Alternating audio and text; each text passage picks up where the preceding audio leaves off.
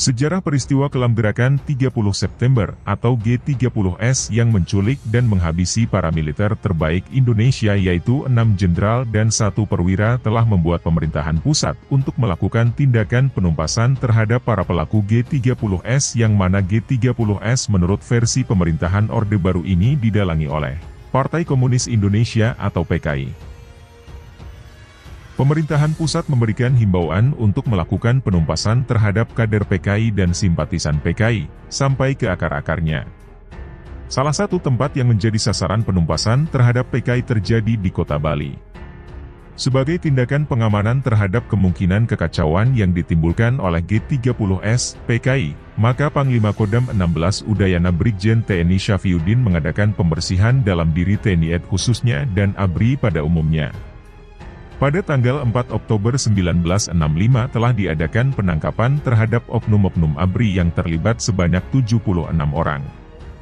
Kemudian pada tanggal 6 November 1965 diadakan tindakan yang dinamakan tindakan polisionil.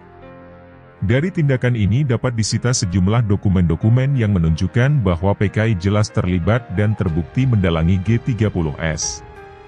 Oleh karena itu sambil menunggu keputusan dari atasan, maka Popolrada setempat mengeluarkan instruksi tertanggal 3 November 1965 untuk membekukan kegiatan-kegiatan PKI serta ormas-ormas yang berafiliasi dengan PKI. Di samping itu diadakan pula jam malam untuk seluruh Bali, yang dimulai pada pukul 23 sampai dengan pukul 4. Seperti diketahui, bahwa dalam melaksanakan rencana pemberontakannya ternyata PKI di Bali menggunakan senjata api.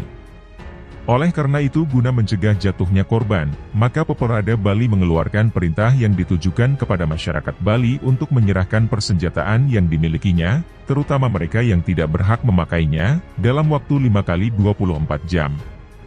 Kemarahan di kalangan rakyat sangat meluap, mereka berbondong-bondong bertindak menghajar golongan komunis dan orang Cina yang membantu golongan komunis. Pembakaran rumah dan pengrusakan-pengrusakan berjalan dengan teratur.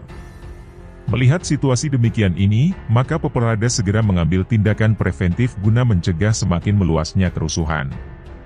Panglima menyerukan agar rakyat betul-betul membantu ABRI dalam penumpasan G30S, PKI, jangan bertindak sendiri-sendiri dan tidak membenarkan adanya pengrusakan-pengrusakan dan bentrokan-bentrokan yang tidak menguntungkan. Aksi massa rakyat yang menuntut dibubarkannya PKI, terjadi di mana-mana. Dalam rangka upacara peringatan Sumpah Pemuda pada tanggal 28 Oktober 1965, Front Pemuda Bali menyatakan kebulatan tekadnya untuk meminta kepada pemerintah agar PKI dan ormas-ormasnya dibubarkan dan dinyatakan terlarang.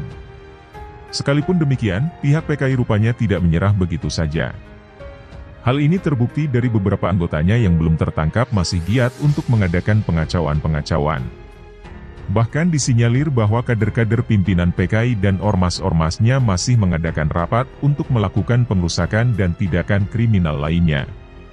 Namun rupanya ada pula di antara mereka yang insaf akan kekeliruan pemimpin-pemimpin mereka, sehingga banyak di antaranya yang membubarkan diri atau menyatakan keluar dari keanggotaan PKI atau ormas-ormasnya. Di Jembrana, PKI beserta ormas-ormas yang bernaung di bawahnya menyatakan membubarkan diri di depan Bupati KDH dan bersumpah untuk membantu ABRI dalam menumpas G30S, PKI. Catatan hitam dan peristiwa kekejaman yang dilakukan oleh PKI merupakan sejarah kelam yang tidak boleh terulang dalam negara kita Republik Indonesia. Jadilah pemuda yang paham akan sejarah. Terima kasih telah menonton video terbaru dari kami, jangan lupa dukung terus channel kami dengan menekan like dan subscribe-nya.